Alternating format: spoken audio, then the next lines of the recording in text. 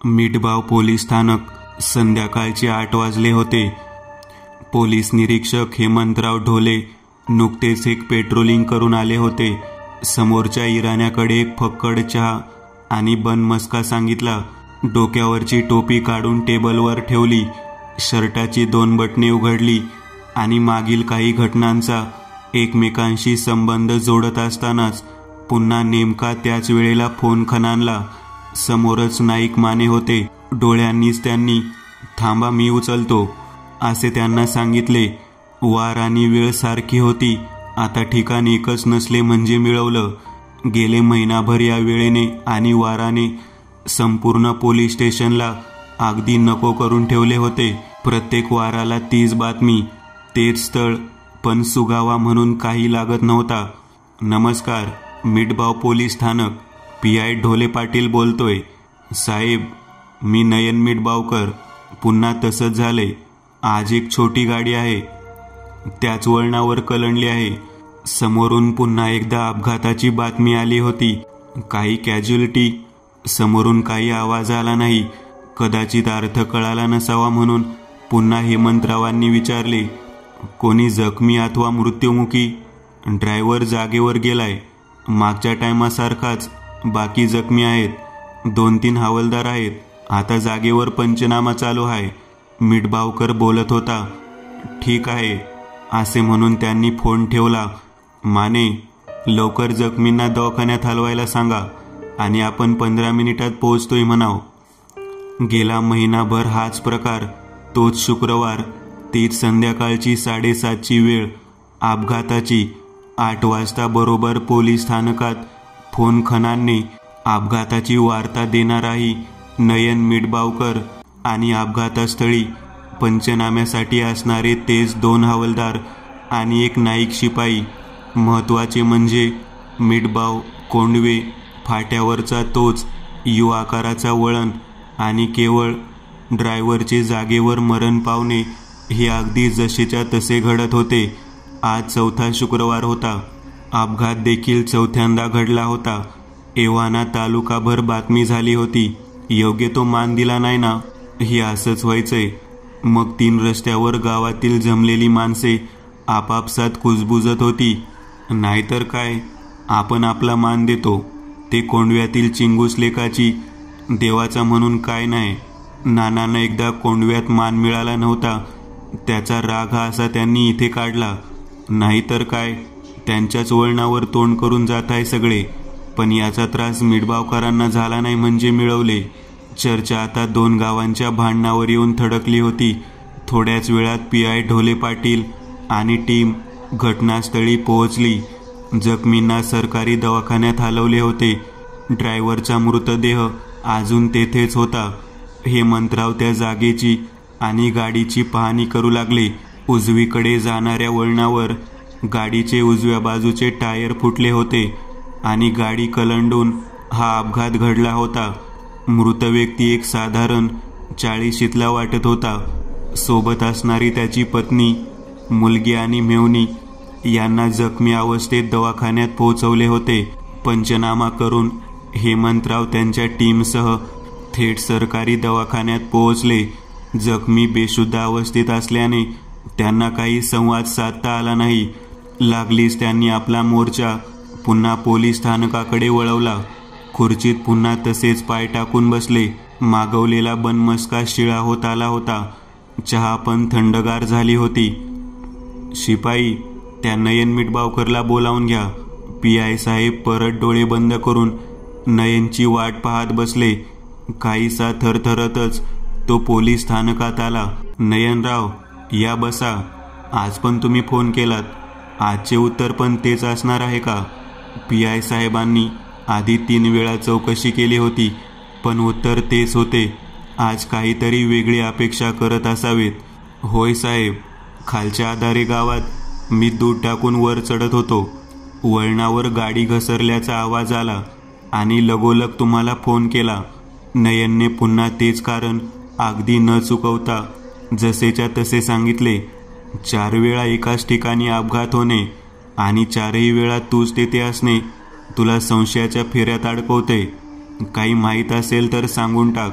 पी.आय. साहेब अगदी शांतपणे पुन्हा तसाच दबाव नयनवर टाकू लागले. नाही साहेब, मी काही केलं नाही. उलट माझ्यावर कोणीतरी डाव उलटा फिरवलाय लिंबू मारून. नयन बोलत असतानाच पी.आय. साहेबांनी थांबवले. लिंबू डाव? पी.आय. साहेब चमकून म्हणाला. होय साहेब, ते आद्रे गावातल्या भक्ताने सांगितले मला. लिंबू डावाचं नाव घेताच साहेबांनी सोडले म्हणजे आपल्यावर पी.आय. साहेबांचा विश्वास बसला असे नयनला वाटले. लिंबू डाव, एक बाहुली, वर खूप सारे कुंकू, आबीर, काटक्यांची तिरडी, पांढरे कापड आणि ज्यांच्यावर करायचे आहे त्याच्या वाईटाबद्दलची एक चिठ्ठी. लहानपणी हेच तर वातावरण होते माझ्या घरात. केलेला डाव उलटवण्यात आप्पांचा हातखंडा होता असे सारा गाव म्हणायचा. पण मला कधी नाही पटले हे सारे. देवाच्या भक्तीपर्यंत ठीक होते, पण या अंधश्रद्धेच्या घाणीत कधी हात माखवले नाहीत. वडिलांच्या मागे हे कार्य मी करावे अशी त्यांची खूप इच्छा. कारण आजोबांनी दिलेला वारसा आप्पांनी मनापासून जोपासला होता. माझ्या पोलीस सेवेत सामील होण्याला काकांनीच एकट्याने काय तो पाठिंबा दिला होता. या पाठिंब्यामुळे काकांना देखील माझ्यासारखेच घरातून बेदखल करण्यात आले. या केसमध्ये असलेच काहीसे अघटित घडताना दिसत आहे. तेव्हा एका वेगळ्या कोनातून विचार करायला काही हरकत नाही. कोण कोणावर लिंबू डाव फिरवतोय हे पाहावेच लागेल. खुर्चीत पडल्या पडल्या हेमंतरावांचा कधी डोळा लागला कळलेच नाही. सकाळीच लवकर उठून एक हप्ताभर सुट्टी घेऊन पी.आय. साहेब आपल्या भूमच्या वाड्यावर जायला निघाले. पोहोचता पोहोचता रात्र होईल म्हणून वाटेत मेंगाई वाडीतल्या काकांच्या घरी जेवण करून मगच पुढे सरकावे असा विचार केला. अंधार पडायच्या आधीच पी.आय. साहेब काकांच्या घरी पोहोचले. कट्टर विज्ञानवादी काका सध्या बाजूच्या मेंगाई देवीच्या मंदिरात मुख्य पौरोहित्य करून आपली गुजारण करत होते. अरे हेमंत, ये. अचानक येणे केलेस? सकाळी तरी निघायचे, म्हणजे कसे निवांत गप्पा मारून पुढे भूमला गेला असतास. काकांचे आपुलकीचे बोलणे ऐकताच साहेबांनी त्यांच्या घरात प्रवेश केला. काका, मला माझ्या एका केससाठी आपांच्या काही अघोरी शक्तींच्या सत्तेबाबत जाणून घ्यायचे आहे. माझा विश्वास नाही यावर, पण सध्या वेळच तशी आली आहे. अगदी तीच बसण्याची पद्धत, उजवा पाय डाव्या मांडीवर, हात खुर्चीच्या खांद्यावर आणि नजर समोरच्याच्या अगदी नजरेत थेट.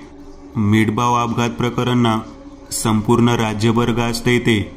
दररोजच्या बातम्या काकांनी वाचल्या होत्या, त्यामुळे हे प्रकरण त्यांना काही नवीन नव्हते. हे बघ हेमंता, आपाचा हात यात कोणीच धरू शकत नाही. माझाही या सगळ्या गोष्टींवर विश्वास नव्हता, अगदी आजही नाही. पण ठामपणे हे सांगू शकतो की जेथे सकारात्मक ऊर्जा तेथे नकारात्मकता असणारच. सृष्टीचा नियमच आहे हा.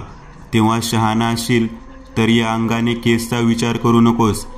अनेकदा उलटे आपल्यावर येऊ शकतात असे आप्पा म्हणायचा. काका बोलत होते आणि हेमंतराव ऐकत होते. माझा तर अजिबात नाही, पण खरेच हे असू शकते का याची उत्सुकता आहे. कदाचित यातून केसचे काही धागेदोरे तरी मिळतील. अरे मग भूमला जायची काय आवश्यकता आहे? तुला हा प्रकार काय असतो हे समजून घ्यायचे असेल तर येथेच बाजूच्याच गावात नागमुनी बाबा राहतात. आप्पा इतका तरबेज नाही, पण तुला निदान काहीतरी कल्पना नक्की देईल. इतरांनी गप्पाटप्पा करत दोघेही लगेच झोपी गेले. सकाळी त्या बाबाकडे जायचे होते, त्यामुळे हेमंतरावांना आता काही झोप लागेना. एका कुशीवरून दुसऱ्या कुशीवर वळत असतानाच समोरच्या खिडकीवर कसला तरी प्रकाश दिसला. डोळे पूर्ण उघडले तेव्हा आप्पा समोर उभे होते. मान हलवून नाही नाही असे म्हणताना त्यांना दिसले. काही कळायला मार्ग नव्हता. खरंच पाहतोय की एक स्वप्न आहे म्हणून वर उठायचा प्रयत्न केला तर परत खाली दाबले गेले. कोणी दाबले माहीत नाही, पण त्यांना उठायला जमत नव्हते. आप्पा अशी जोरात हाक मारताच बाजूचे काका दचकून जागे झाले. घडलेली सारी हकीकत त्यांनी सांगितली. हेमंत, तोच विचार करता करता तू झोपलास म्हणून स्वप्न पडले रे तुला, असे म्हणत काका परत झोपी गेले. हेमंतरावांना काही झोप लागेना. सकाळ होताच त्यांनी सगळे आवरले आणि दोघेही तयार होऊन नागमुनी बाबाकडे गेले. कोणावर डाव टाकायचा आहे? बाबा काहीसे आघोरीस दिसत होते. एका आरोपीवर. गेले 4 शुक्रवार तो निरनिराळ्या लोकांचे बळी घेत सुटलाय. गेले महिनाभर तपास करायचा प्रयत्न करतोय, पण यश काही मिळत नाही आहे. ठीक आहे, एक काम कर. पिवळ्या मातीला पांढऱ्या रुमालात टाक. त्यात एक लिंबू उभा ठेव. 2 लवंगाच्या काड्या सोबत असू देत आणि मी एक मंत्र देतोय, तो 108 वेळा म्हणायचा. असे पुढचे 7 दिवस करायचे. 2 दिवस येते माझ्यासमोर आणि मग पुढचे तुला वाटेल ते कर. असे केल्यानंतर जर फक्त वेदना द्यायच्या असतील तर खिळा लिंबूला टोचायचा आणि जर ठार करायचा असेल तर खिळा आरपार न्यायचा. नागमुनी बाबा एक शक्ती अंगात संचारल्यासारखे हावभाव करत होते. PI साहेबांना मुळात हा प्रकार काय असतो ते पाहायचे होते, म्हणून हे सारे अगदी मन लावून पाहत होते. या सगळ्या प्रकरणात त्यांना त्या केसचा धागा कुठेतरी दिसत होता. लहानपणापासून पाठांतर उत्तम असणाऱ्या हेमंतरावांच्या त्या मंत्राच्या 6 ओळी अगदी 3ऱ्याच प्रयत्नात पाठ झाल्या. 2 दिवस उत्तमरित्या केल्यानंतर नागमुनी बाबांनी एक गंडा त्यांच्या हाताला बांधला. शुक्रवार असल्याने संध्याकाळच्या आत मिठबावला पोहोचणे भाग होते. बातमी यायला अजून 1 तास असावा, म्हणून नजीकच्या घाटाच्या रस्त्याने ते मिठबावला पोहोचत होते. हेमंतराव मिठबावच्या आणि कोंडव्याच्या त्याच वळणावर आले. अचानक गाडीचा उजवा टायर फुटला. गाडी कलंडली आणि जाऊन समोर झाडाला अडकली. काय PI साहेब, माझ्यावर लिंबूचा डाव खेळताय? एक आवाज अर्ध्या शुद्धीत असणाऱ्या PI साहेबांच्या कानावर गेले. स्टेअरिंग आणि सीटच्या मध्ये अडकलेले PI साहेब उठायचे बरेच प्रयत्न करत होते. कशाला तडफड करताय? चौथ्याचा बळी घ्यायची वेळ नाही झाली अजून. हा बळी गेला की लिंबूचा डाव खेळण्यात माझा हात कोणीच धरणार नाही. आई मेंगाईची शपथ. पुन्हा कोणीतरी बोलत होते.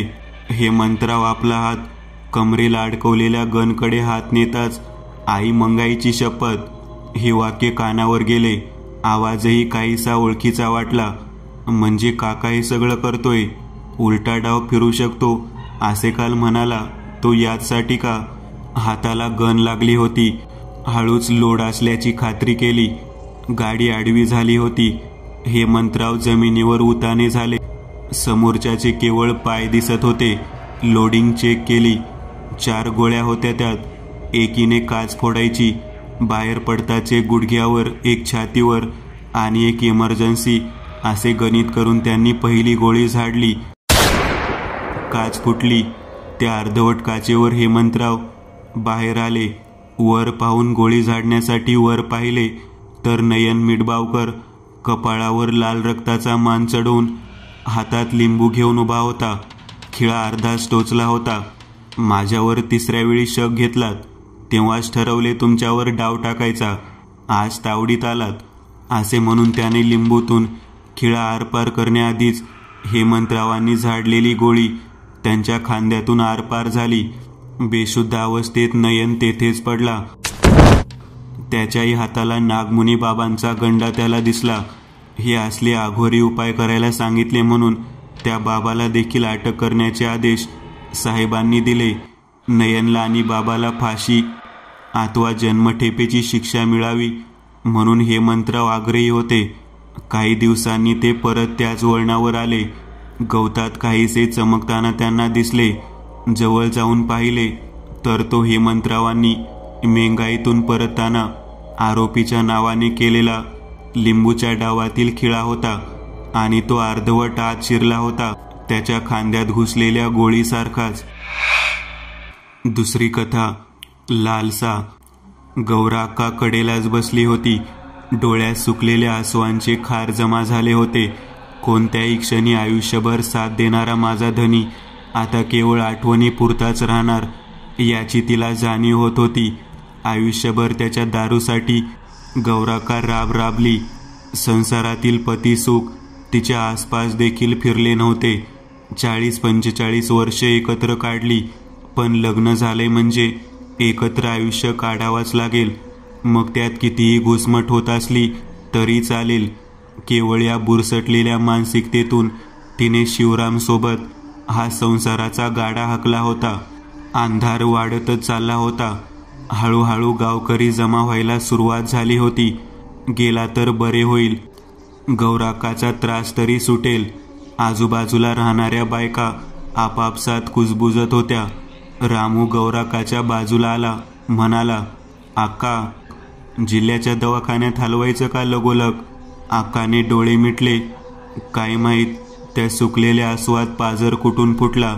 डोळ्यातली आसव तशीच वाहू देत गौरकाने एवढ्या वेळेचे मौन सोडले. रामा गेले ते समाजात कळव, भाविकाला सांगावं धाड. एकदम मागे सरकत रामू विचारू लागला, आके, पण तुला कसं समजलं? गौरकाने तिच्या हातात धरलेला शिवरामचा हात दाखवला. नाडी बंद पडली या. रामू तसाच धावत पाटलांकडे आला. पाटील, ओ पाटील, शिवराम गेला. अशी हाक ऐकताच उंचपुरा, अगदी पैलवान शोभावा असा उत्तमराव बेगडे पाटील वाड्याच्या पडवीत आला. काय र राम्या, कधी गेलं ते येडं? आताच गेलं जी. आकाने नाडी पाहिली तेव्हा कळलं बघा. रामाच्या धापा काही कमी झाल्या नव्हत्या. आता एक काम कर, बाजूच्या नारवाडीचा विधीचं सामान घे. डॉक्टरचा कागद पण लिहून आण. नाही दिला तर माझं नाव सांग. त्या येड्याचं ना आपलं कधी पटलं नसलं तरी गौरकानं आईसारखं वागवलंय. बेगडे पाटील म्हणजे चित्रपटात दिसणारा पाटील असावा तसाच, पण वागायला मात्र ते अगदी विरुद्ध. प्रत्येक गावात एक असा पाटील असावा, गावातील गरीब वंचित मंडळींना सतत मदत करणारा, गावातील अंत्यविधी स्वखर्चाने करी. हा बेगडे पाटील म्हणजे गौरकाचा मानलेला मुलगाच. सतत दारू पिणे आणि कसल्याशा खोदकामात मशगूल राहणे यामुळे शिवराम आणि गौरकाला अपत्य नव्हते. संसारातील सुखांचा खोलवर शोध घेण्यापेक्षा हा शिवराम घराच्या मागील पडवीत खोदत राहून कसलासा शोध घेत असे. गावात तर त्याला वेडा राम्या म्हणूनच चिडवायचे. गौराका मात्र गावकऱ्याच्या अशा बोलण्याने आलेला राग आतच गिळून टाकायची. आपलंच नाणं खोटं म्हटल्यावर इतरांना बोलून देखील फायदा काय? याच बेगडे पाटलांच्या घरी गौराका भाकऱ्या बनवायला जायची. लहान असताना तिने या उत्तमरावांची म्हणजे उत्तम बेगडे पाटील यांची आईच्या मायेप्रमाणे काळजी केली. आज 32 वर्षाचा हा रांगडा गडी ते उपकार, ती माया विसरला नव्हता. शिवरामला त्याने कधी बापाची जागा दिली नाही, पण गौराकाला मात्र स्वतःच्या आईच्याही वरची जागा त्यांनी दिली होती. गौराकाच्या शिवराम सोबतच्या राहण्याचा हट्ट त्याला खटकत असे. सतत काहीतरी मागच्या पडवीत खोदत राहण्याच्या सवयीमुळे तो वेडाच असल्याचा त्याचा समज होता. बाहेरच्या पडवीत खुंटीला टांगलेलं शर्ट अंगात घालता घालताच उत्तमराव आपल्या खमक्या आवाजात आत डोकावत बोलू लागला, येडा राम्या गेला. मी जातो तिथं. यायला उशीर होईल. तुम्ही जेवून घ्या. सगुनेला बंब सुरू करायला सांगा जेवण उरकल्यावर. हाताची बाई वर करतच त्याने पायतान चढवले आणि गौरकाच्या घराची वाट चालू लागला. पाटील म्हटल्यावर गावातला रुबाबही तसाच होता. चालताना इतर मंडळी हात उंचावून त्याला अभिवादन करत. त्यावेळी तो त्यास हसून प्रतिसाद देई.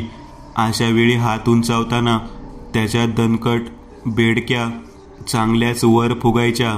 याचे स्वतःला अधिक आकर्षण होते म्हणून मुद्दाम बायावर करूनच गावात फिरत असे.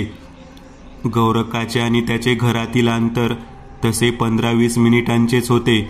आज मात्र त्याला हे अंतर अधिक लांब वाटत होते. एकदाच गौराकाजवळ जावे आणि तिच्या डोळ्यात डोळे घालून सांगावे, मी आहे तुझ्यासोबत. आता तरी वाड्यावर राहायला ये. गौराकाच्या घरासमोर गर्दी वाढायला सुरुवात झाली होती. पाटील येत आहेत पाहून लोकांनी आपसूक वाट मोकळी करून दिली. उत्तमराव गौराकाच्या झोपडीजवळ आले.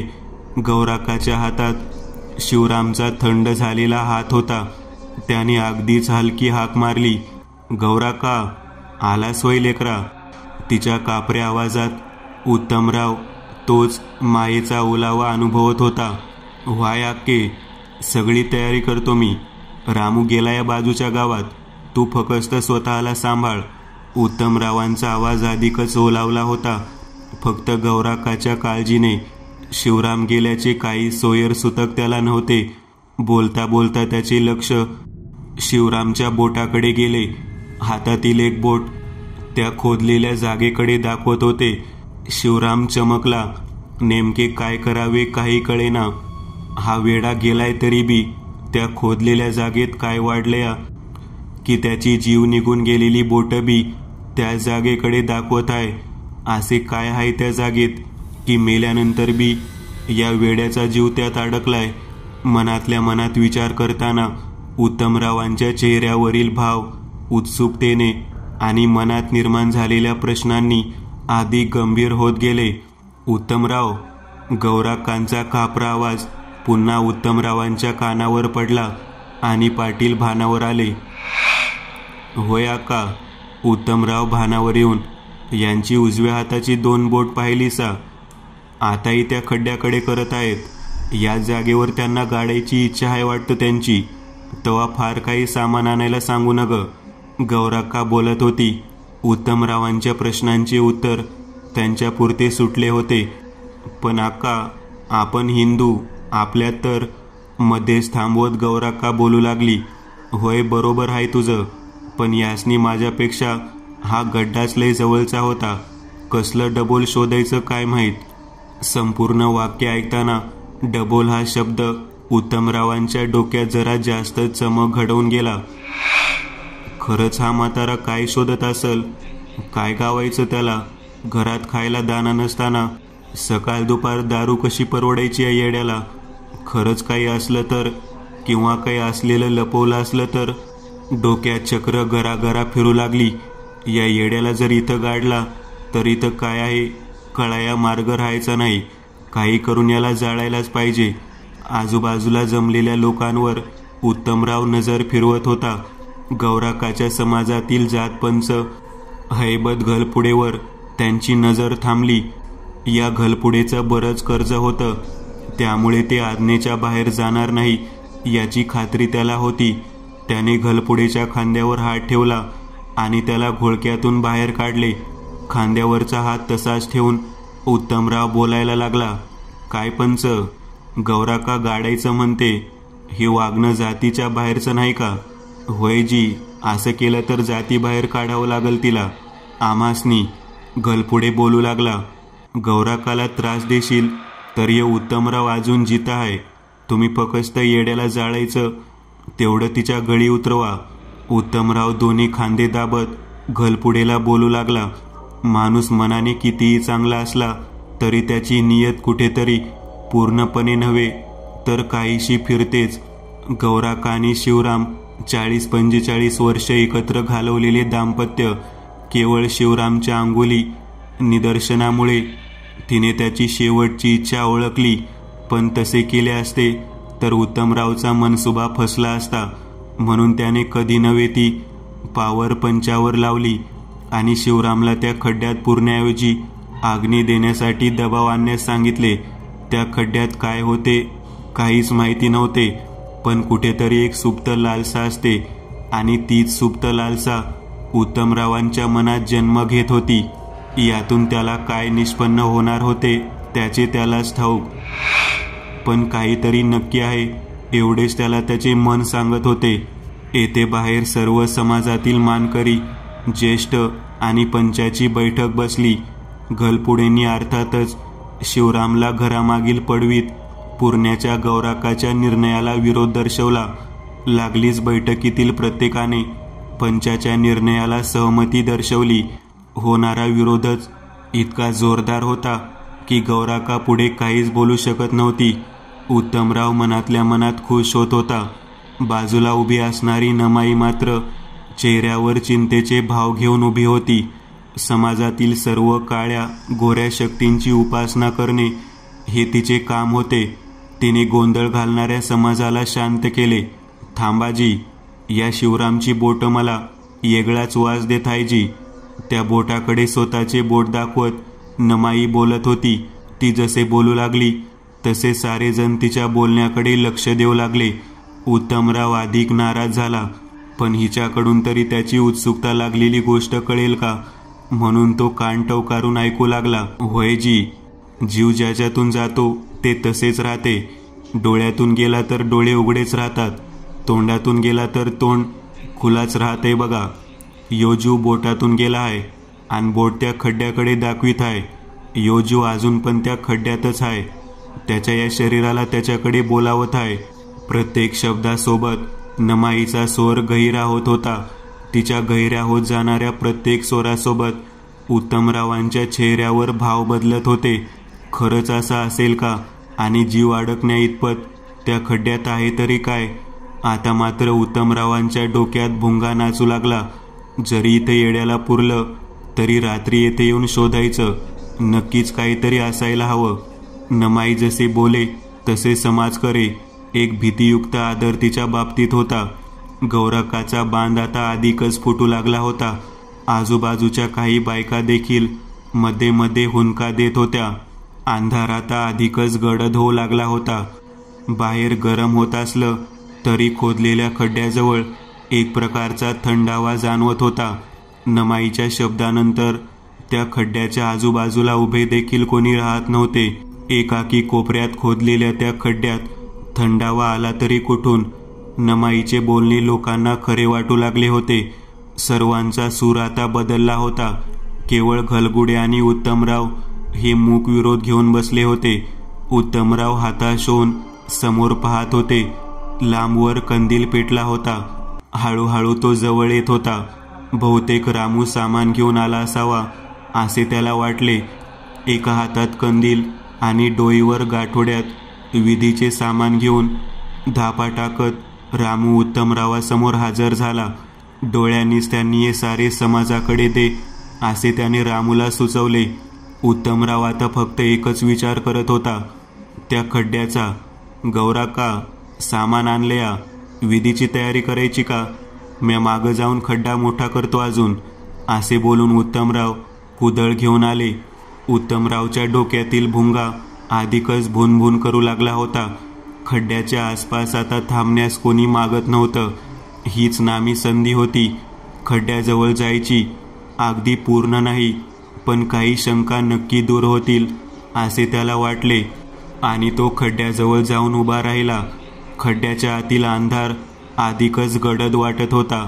त्याच्या आजूबाजूला जाणवणारा थंडावा त्या अंधाराला अजून गूढ करत होता. काही अंतरावर असणारी जमलेली मंडळी मदतीस देखील जवळ यायला मागत नव्हती.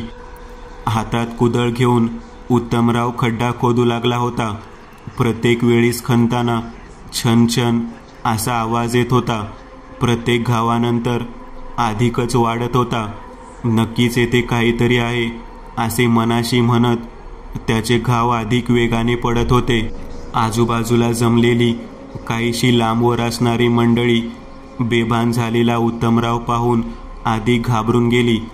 त्याला थांबवण्यासाठी पुढे जाणार तरी कोण? ती गूढ शक्ती केवळ उत्तमरावची लालसा वाढवत होती आणि या वाढत्या लालसेचा उत्तमराव बळी ठरत होता, जो आजवर शिवराम होत होता. थंडाव्यात देखील उत्तमराव घामाने चांगलेच डबडबले होते, पण समोर दिसणारी लालसा कमी होत नव्हती. हातातून रक्त ओघळू लागले, अंगातील त्राण कमी पडू लागले, तरी उत्तमराव खोदायचे थांबत नव्हते. जितके खोदावे तितका तो छन छन आवाज वाढत जाई आणि देहभान विसरून उत्तमराव घाव घालत जाई. खड्ड्यातून जेवढी माती काढावी तेवढीच ती पुन्हा आपोआप भरली जात होती. पण उत्तमराव केवळ त्या येणाऱ्या आवाजाकडे आकृष्ट होत होता. जमलेली मंडळी अधिक काळजीत पडली. पाटील असे का वागत आहेत यांना काहीच कळत नव्हते. नमाई कुठेतरी पाठमधून घडणाऱ्या या घटनेचा मागमूस प्रयत्न करीत होती. गौराका या सगळ्यात काळजीत दिसत होती. तिने 40 वर्षे आपल्या नवऱ्याला याच खड्ड्यात बेभान होऊन खोदकाम करताना पाहिले होते. आज पोटच्या लेकरासारखा वाढवलेला ह्यो पोर त्याच गोष्टीत बेभान झालेला पाहणे तिच्या नशिबी आले. पुढे जायची हिम्मत कोणी करेना. उत्तमराव बेभानपणे खोदकाम करतच होता. त्याच्या लालसेने आता अत्युच्च टोक गाठले होते. शर्टाच्या घट्ट बसलेल्या बाह्या सैल होत चाललेल्या प्रत्येक घावासोबत उत्तमराव या लालसेचा शिकार होत होता. एक वेळ अशी आली की उत्तमराव खाली कोसळला. डोळे हळूहळू बंद होत होते, पण कानावर वाजणारा छनछन आवाज काही थांबत नव्हता. उत्तमराव खाली कोसळला होता. नाडी थंड पडली होती, पण उजव्या हाताचे बोट त्या खड्ड्याकडेच काहीतरी दाखवत होते, ज्यातून त्या खड्ड्यात अडकलेला जीव बाहेर पडला होता. मित्रांनो, आज पुरतं एवढंच. तुम्हाला जर काही गोष्ट आवडली असेल तर नक्की लाईक करा. तुमच्यापैकी बरेचसे जण व्हिडिओ लाईक न करताच पळून जातात, पण हा जर व्हिडिओ तुम्ही लाईक केला तर मला जरा बरं वाटेल आणि असेच भारी भारी व्हिडिओ बनवायची माझ्यात एनर्जी येईल. त्यामुळे नक्की लाईक करा. आणि अजूनही कोणी या चॅनलला सबस्क्राईब केलेलं नसाल तर लगेच सबस्क्राईब करून टाका. आणि बाजूची घंटी ती मात्र दाबायला विसरू नका. देवाची घंटी आहे ती. चला तर मग पुन्हा भेटूया अशीच एक आगळी वेगळी गोष्ट घेऊन पुढच्या